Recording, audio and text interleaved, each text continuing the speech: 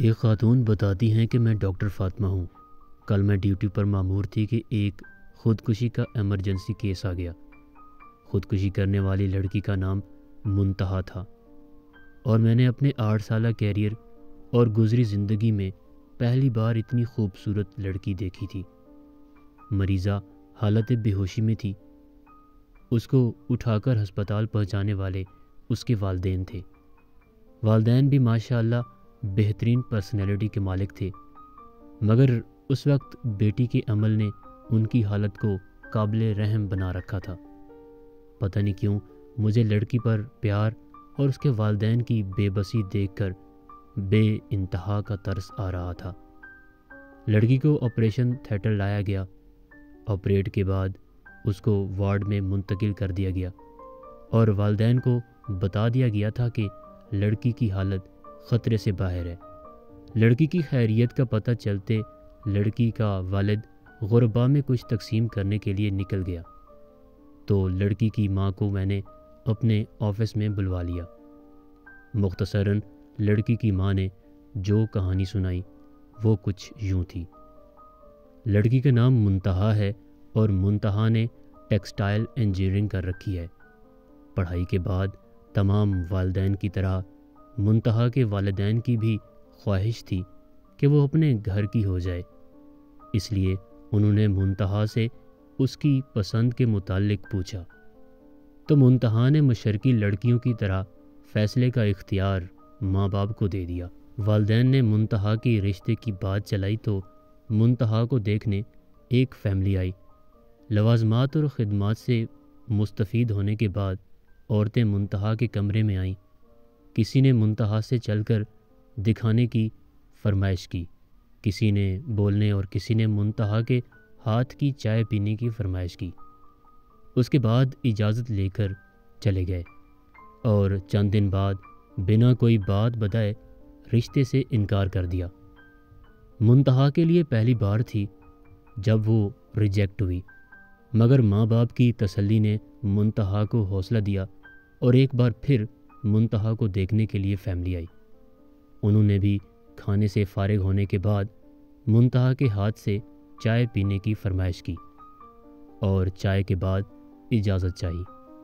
3 دن انتظار میں رکھنے کے بعد یہ کہتے ہوئے انکار کر دیا کہ لڑکی کو مہمان نوازی نہیں آتی، کیونکہ اس نے لڑکے کی ماں کو ٹیبل سے اٹھا کر ہاتھ میں چائے پیش نہیں کی، بلکہ عام مہمانوں کی طرح ٹیبل پر رکھ دی۔ اس انکار پر منتہا کے ساتھ ساتھ اس میں والدین بھی اندر ٹوٹ پھوٹ گئے، مگر اللہ کی رضا سمجھ کر صبر کرتے رہے۔ پھر ایک نئی فیملی آئی۔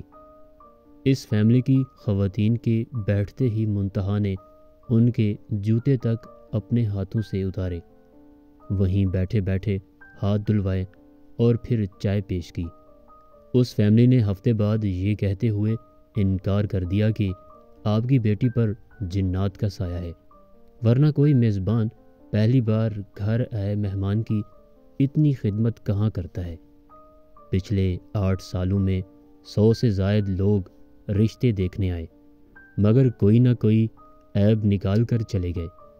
کل ایک فیملی آئی، انہوں نے لڑکی کو باقی ہر لحاظ سے ٹھیک قرار دیا، مگر یہ کہتے ہوئے انکار کر دیا کہ منتہا کی عمر زیادہ ہو گئی ہے، اور احسان جتاتے ہوئے کہا کہ اگر آپ زیادہ مجبور ہیں تو ہمارا ایک 48 سالہ بیٹا جس کی اپنی دکان ہے اس کے لیے منتہا کو قبول کر لیتے ہیں۔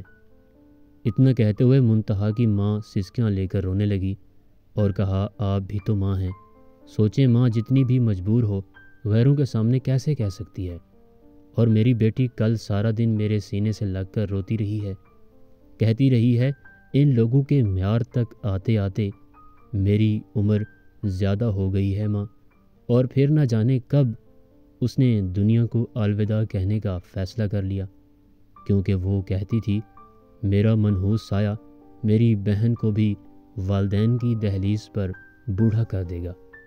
ڈاکٹر نے منتہا کی والدہ کو پانی پلایا، اتنے میں اس کا والد اور پیچھے وارڈ بوائے داخل ہوا، آ کر بتایا کہ منتہا ہوش میں آ گئی ہے۔ منتہا کی ماں بجلی کی تیزی سے وارڈ میں پہنچی۔ منتہا کا سار اٹھا کر سینے لگا کر ڈاکٹر اور منتہا کا والد ایک ساتھ کمرے میں داخل ہوئے۔ منتہا ماں کو چھوڑ کر باپ کے گلے لگی اور سسکتے ہوئے کہا، پاپا، بیٹیاں بوجھ ہوتی ہیں۔ پاپا، آپ نے کیوں بچایا مجھے مرنے دیتے۔ میرا منحوس سایہ اس گھر سے نکلے گا تو گڑیا کی شادی ہوگی، نہیں تو وہ بھی آپ کی دہلیز پر پڑی پڑی بوڑھی ہو جائے گی۔ منتہا کا باپ چپ چاپ آنسو بہا رہا تھا۔ جب میں نے حالات آؤٹ آف کنٹرول ہوتے دیکھے تو منتہا کو سکون کا انجیکشن دے دیا اور منتہا کے والدین کو لے کر آفس میں آ گئی۔ میں نے منتہا اور اس کی چھوٹی بہن کو اپنے دونوں بھائیوں کے لیے مانگ لیا اور منتہا کے والدین کی آنکھیں اچانک برسنے لگیں، مگر اس بار آنسو خوشی کے تھے۔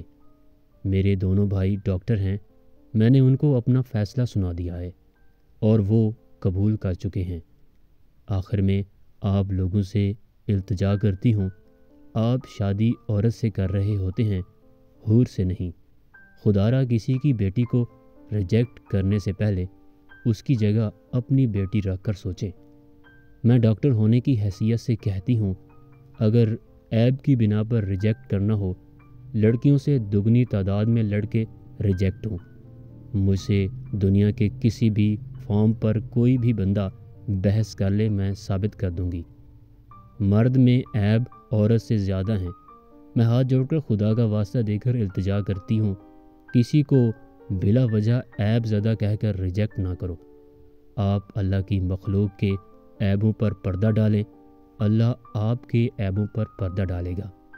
آپ کے نکالے عیب اور انکار لڑکیوں کو قبر میں دھکیل دیتے ہیں۔